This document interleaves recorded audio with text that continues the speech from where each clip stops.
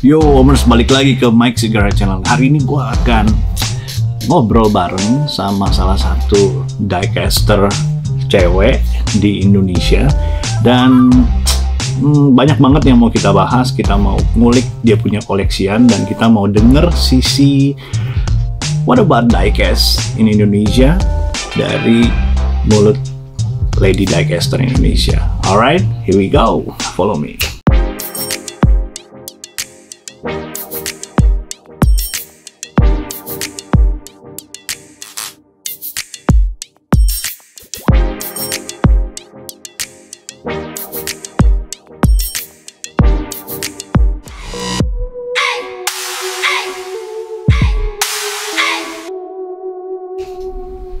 Oke, kita sekarang lagi sama Tante. Silakan Tante.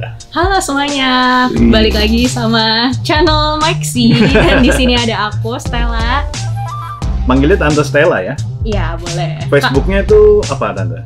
Facebooknya Stella Sandra. Terus Instagramnya @stel_sandra A. Tante lebih banyak di mana? Di Instagram lebih aktif atau di Facebook? Kalau buat kalau buat post foto tuh biasanya di Instagram, tapi di FB juga kadang udah suka mulai aktif, suka upload juga. Alright, jadi Omers yang nonton hari ini, saya juga baru kenal sama Tante Stella. I think around like 2-3 months ago ya. 2-3 months ago lewat Instagram dan salah satu grup PA Garage lah. Iya benar. Dari PA Garage bilang Tante Stella nih di tag apa waktu itu ada lucu-lucuan sama tim PA gitu ya. And then I try to look, and then ternyata di beberapa acara diecast sendiri Tante udah mulai aktif ya? Iya, udah mulai ikut acara-acara diecast. Soalnya kan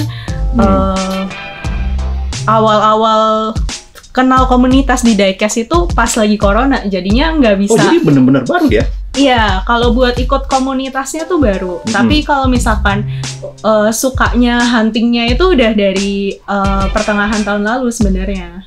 Oh well, so jadi kalau pertengahan tahun lalu setahun lebih dikit ya? Iya, setahun lebih dikit. Oke, jadi ini bisa nggak diceritain nih Tante? Kita kadang-kadang penasaran kok ini kan apa ya?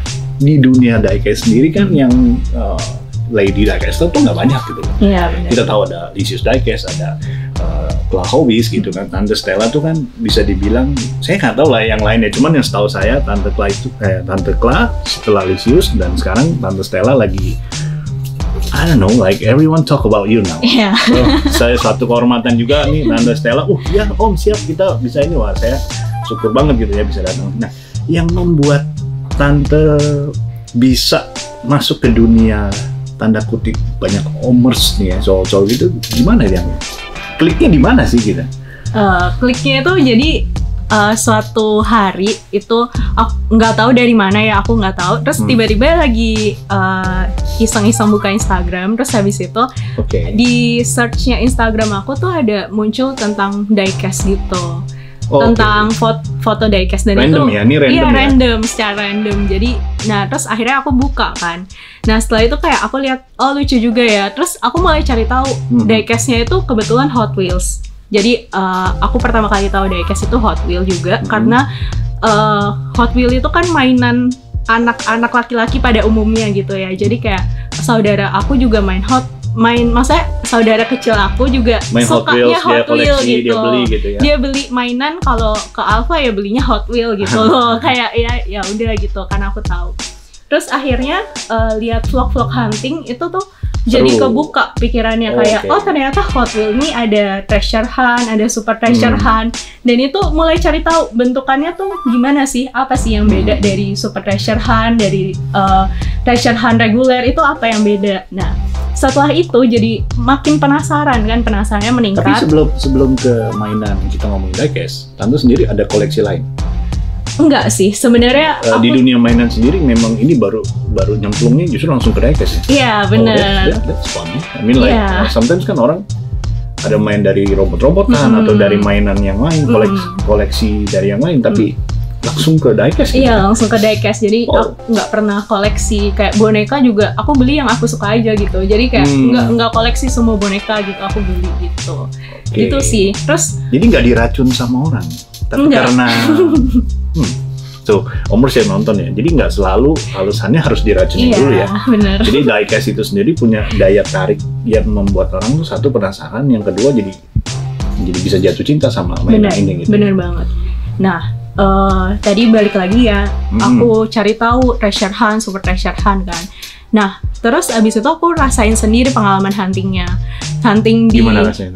Hero, di supermarket lah ya, terus di Gramet, terus tapi tuh nggak pernah nemu, sampai akhirnya tuh hopeless gitu loh, hopeless kayak ini kayaknya bohongan deh, kayak Hot Wheels tuh yang ada di vlog orang segala macam itu kayaknya bohongan gitu ya. Iya, terus habis itu aku sendiri tuh kayak mikir kayak Hot Wheels tuh pasang super treasure hunt buat iklanin dia supaya dia tuh laku gitu. Aku tuh sempet mikir gitu, kayak waktu itu ada iklan beng-beng yang dapat 1.000, dapat motor. Tapi nggak pernah ada yang dapat. Tapi kan nggak pernah ada yang dapat kan, pasti dapetnya zong kan. Nah, aku tuh sempet mikir kayak gitu. Nah, akhirnya berarti beng-beng ada mafianya gitu. Soalnya kan beng-beng nggak pernah ada yang dapat motor, mobil gitu kan. Tapi di iklannya ada. Aku pikir tuh Hot Wheels yang super treasure hunt sama treasure hunt tuh sama kayak gitu kan. Oh, cuma iklan doang. Iya, cuma iklan doang. Nah, ternyata suatu hari aku pergi huntingnya itu ke toko mainan. Nah, bukan toko mainan kecil gitu ya, kayak sebut aja toko kecil ya. Oke. Kecil. Di Jakarta juga ya? Di Jakarta. Nah, di daerah Jakarta Barat. Aku biasanya ke baby shop gitu ya? Jual mainan campur ya? Iya, jual mainan campur. Nah, aku ke sana, terus akhirnya aku hunting kan, kayak liatin satu-satu bawahnya. Jadi dulu tuh aku huntingnya bukan dari namanya, tapi bener-bener dari blisternya aku lihat, terus aku balik. Jadi satu-satu, bener-bener satu-satu gitu kan. Nah, suatu hari tuh aku nemu treasure hunt reguler. Nah, ini dia yang Hot Wheels pertama aku yang aku beli di toko mainan itu.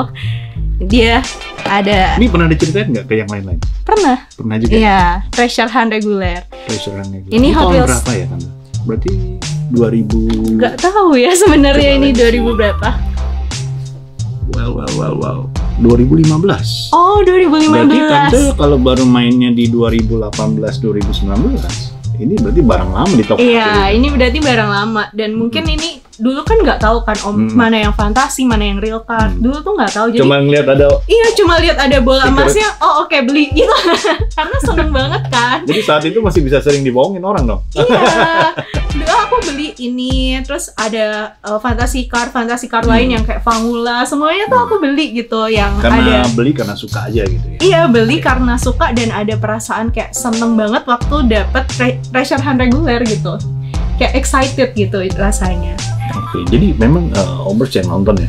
Jadi di mainan ini sendiri tuh ada apa ya? Ada value yang you cannot pay for it. Like yang Tante dapat, even kayak jiwa kita gimana gitu kan? Yeah. Kayak anak kecil yang, makanya kalau hari ini Omers lihat om-om yang udah berumur masih main mainan, jangan diketawain.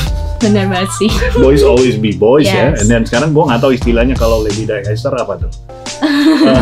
Kita mesti cari tahu nanti ya. Yeah. Kan kalau boys always be boys udah jadi motonya kita. Sebenarnya kata-kata pembelaan buat istri aja sih Nanda. Oh, gitu. Oke, jadi dari sini mulai koleksi masih sembarangan tuh ya. Dari sini masih fokus sama treasure hunt, super treasure hunt. Oke. Jadi bener-bener difokusin koleksinya cari yang itu.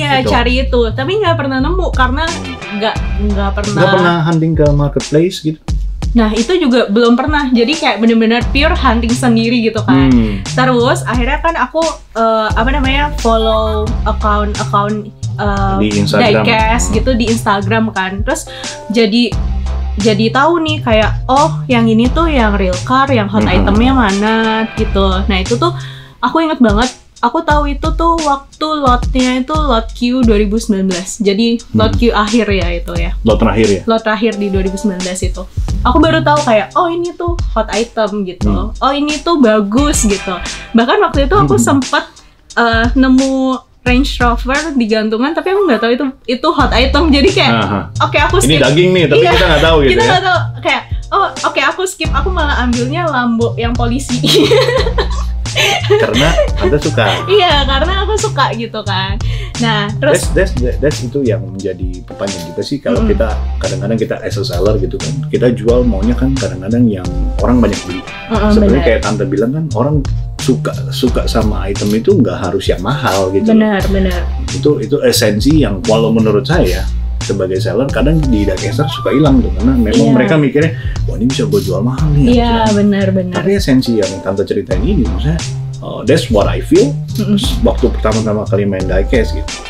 Jadi Om Rus jangan lupa nih, di hobi ini juga have to be ingat gitu, maksudnya kita juga ada esensi yang lu nyemplung ke mainan tuh karena memang you get the fun gitu, bukan cuan doang ya. Iya benar, bukan cuan doang. Ya kayak gitu. And then next, setelah kumpulin Sobat Treasurean, udah kenal banyak teman-teman yang seller-seller di Instagram, teman-teman yang main Diecast. Mulai larinya kemana tuh? Jadi habis aku follow Instagram, terus kayak online di Instagram, aku ikut lelang, ngebit yang aku suka aja. Terus dan di lelang itu mulai belajar ya, mana yang kok ini bisa mahal, ini kenapa mahal gitu kan. Aku tuh sampai waktu itu ngebit banyak banget.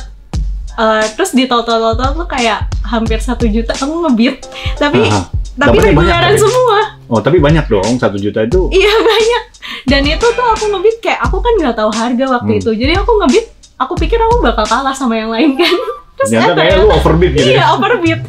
Jadi nggak tahu gitu kan. Pasti dicurigain sama sellernya, ini sebenarnya tahu harga apa nggak sih gitu. And then justru belajar dari situ, baru tahu nih ya. Baru tahu kayak oh yang ini tuh harganya segini gitu. Dan dari situ pun akhirnya ngecek ke marketplace yang kayak Bukalapak. Oh iya, ngecek ke marketplace justru terakhir. Iya justru terakhir. Jadi kayak karena kita nih biasanya kalau ketemuin customer baru, justru mereka jarang ngecek ke Instagram atau Facebook, karena biasanya nih mereka ke marketplace karena mereka lebih nyari buat kayak Tante kan suka dulu. Ada tuh yang nyari kado buat anaknya, carinya di marketplace, baru keracunan. Oh gitu. Baru ada yang balik tuh, baru ke Instagram nyari kayak gitu-gitu. So this is another side story yang menurut gue sih menarik ya, dari sisi yang Tante Stella sharing gitu ya. Dan kayak gue nih, gue diingetin gitu kan. You share like how you first huntingnya, feel-nya, how to get, ya itu cari-cari barang yang kita suka gitu. Dulu saya juga gitu, lelang sampai diomelin sama istri, oh beli barang buat dijual lagi alasannya gitu. And then setelah dari situ Tante mulai fokus atau langsung fokus atau gimana? Setelah dari situ aku itu ngebit full kombi juga, dan di situ aku barangnya datang. So that's the first time you hit full kombi itu dari lelangan? Dari lelangan full kombi putih itu, full kombi putih yang Magnus Walker. Itu aku beli, terus habis itu base-nya merah ya? Iya, terus di rumah itu kan digantung, dipindahin gantungannya, terus bubble-nya pecah retak kan. Nah akhirnya mau nggak mau diluskan. Nah terus kayak lucu ya ternyata gitu kan. Baru mulai fokus ke full kombi, dan di situ aku juga mulai join grup FB. Karena ternyata harga di FB itu lebih murah daripada di Instagram. Nih, tuh. Jadi belanja di FB. Karena memang di Instagram sendiri mostly itu seller. Seller, ya, maksudnya gini, mostly mereka belanja buat barang dagangannya di Instagram, itu di Facebook. Iya, dari Facebook. Dari Facebook. Topet, TL or other marketplace memang belanjanya di Facebook. Facebook paling hancur Anda.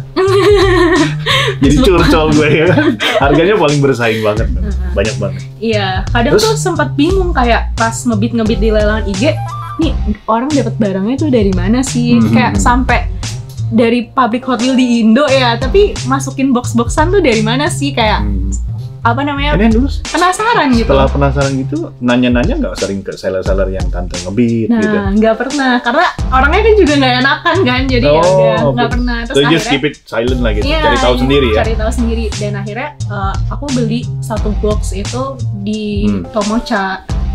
Oh, Om Daniel. Om Daniel, ya. Pertama kali aku beli box segel. Box segel, lot. Oh itu bos saya itu, Tomocha.